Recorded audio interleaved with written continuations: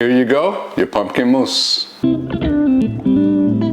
Brandon, what's up, man? Today we're making pumpkin mousse. So you take your last pumpkin slice that you have in the refrigerator, take the crust out, keep the meat only. The meat? Only the meat. Oh, okay. If a little bit of the crust goes in, no big deal. We need to puree it to make it very loose so it will incorporate with the heavy whipping cream. So I'm gonna use oat milk. You can use regular milk, you can use soy milk, any milk that you like, okay? No big deal. How much you put in? I got about half a cup. I'm gonna do the whipped cream to incorporate our puree pumpkin. It's a slight trick. It's best if you put in the whipping cream in the freezer. Just get it really chill. It helps to fluff up a lot faster. So I'm gonna use 2 cups.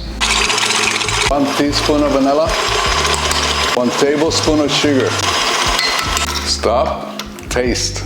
Tastes like vanilla ice cream. Once you get that taste, you're right on. It's getting ready to fluff. So I'm gonna add the pumpkin mousse that I already blended, okay? Look.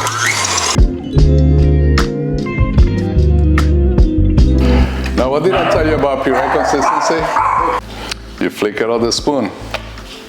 All right? If you take a spoon, just in case you don't believe me that I'm using a trick spatula, there you go, okay? So that's it? All right.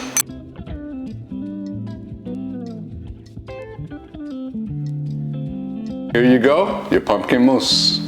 All right, man, give me a little taste of that. All right. There you go. Oh, man.